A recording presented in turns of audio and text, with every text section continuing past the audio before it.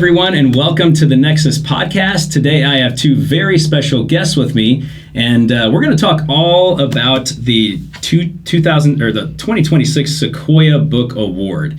Guys, go ahead and introduce yourselves. Hello, I'm Maureen, and I work across the street at the Noble Public Library. And I am Carly, and I work with Maureen. All right, very good. And we're going to briefly cover, some questions that you guys probably would ask yourselves. But this is a pretty exciting time of year, though. And you've read all of these books? Is that right? I think there's like one or two I have not read. Okay, all right. Yeah, one or two. Which ones are those? Do you know? Do you remember? Yes. I think that one was Okay. Game of Nexus. Nexus and Onyx. Well, no, I did read that one, but I read them a long time ago, guys. Okay, there you go. That's the one I have not read. I just want to let them know what not to read. I'm just joking. No, you can read any you want because we'll have them all because you guys are gifting us a set. We are. Which is very generous of you. Yes. So thank you again. And again, I want to personally say thank you for Richard Height because that was an amazing, and again, if I can get that video together so you can see it.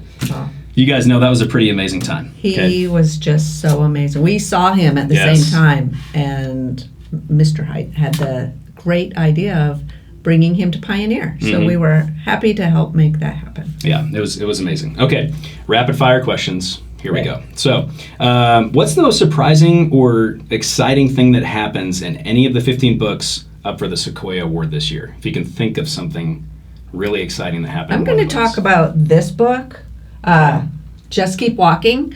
Now, I didn't talk about this when we did our Sequoyah talks, but this is a story about, it's got a map. Okay, This is a story about a girl and her mom who go on a 100-mile hike with 30-pound backpacks on.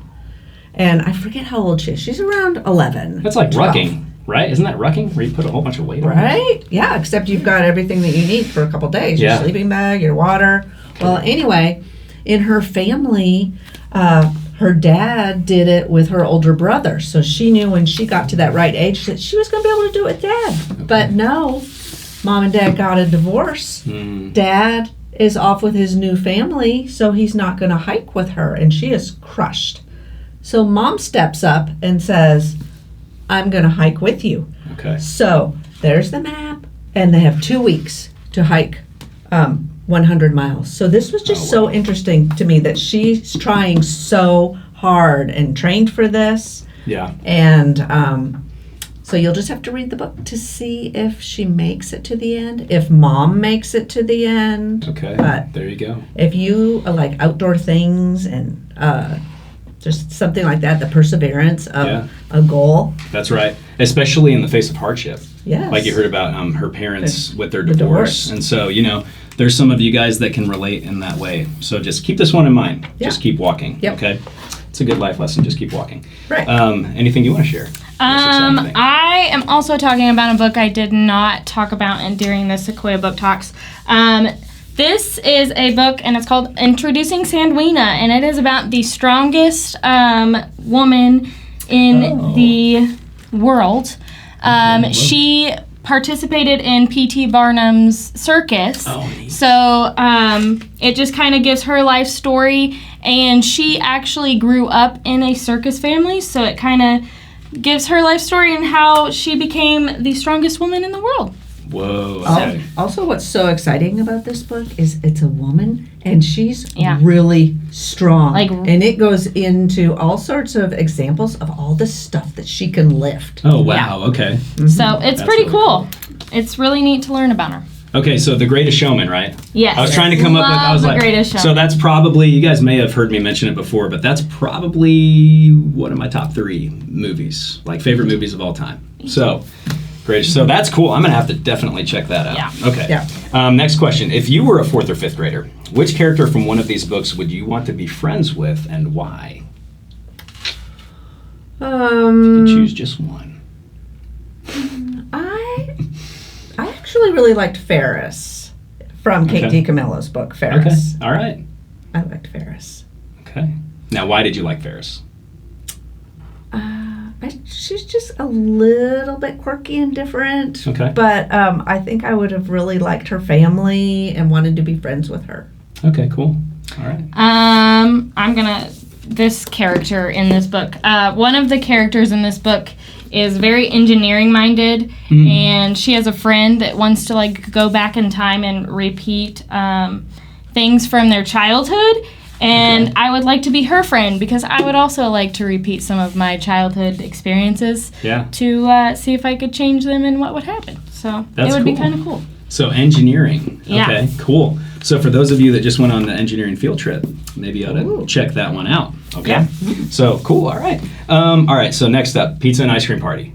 So we've been talking about this, the class that reads the most books, and I'm going to give you guys more information on that very soon with Google Forms and how to go about that. But why do you think reading these Sequoyah books is worth it for a chance to win that party? What do you think?